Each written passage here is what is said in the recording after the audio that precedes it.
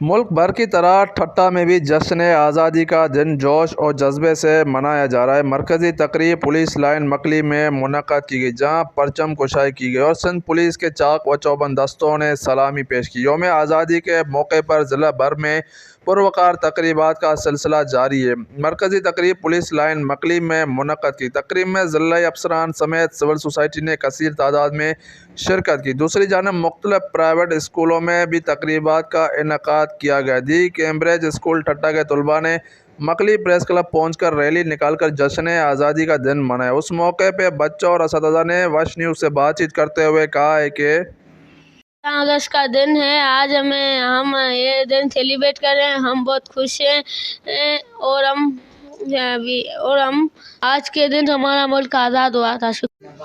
پاکستان زندہ باد! پاکستان زندہ باد! جی، جیسا کہ آپ جانتے ہیں کہ آج 14 اگست کا دن ہے اور یہ ہمارے آزادی کا دن ہے۔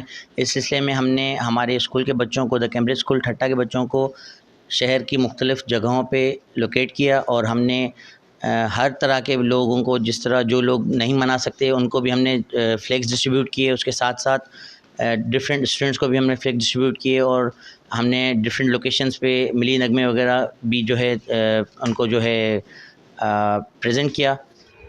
اس موقع پر ڈپٹی کمشنر ٹھٹہ غلام فاروق سومرو اور ایس ایس پی ٹھٹہ عدیل چانڈیو نے کشمیری بھائیوں کو جشن آزادی کی مبارکباد دیتے ہوئے کہا کہ بھارتی جارحیت انشاءاللہ عنقریب ختم ہوگی اور کشمیریوں کی قربانیاں رائے گاں نہیں جائے گی۔ کیمرہ ٹیم کیمرہ تنویر علی، وش نیوز ٹھٹہ۔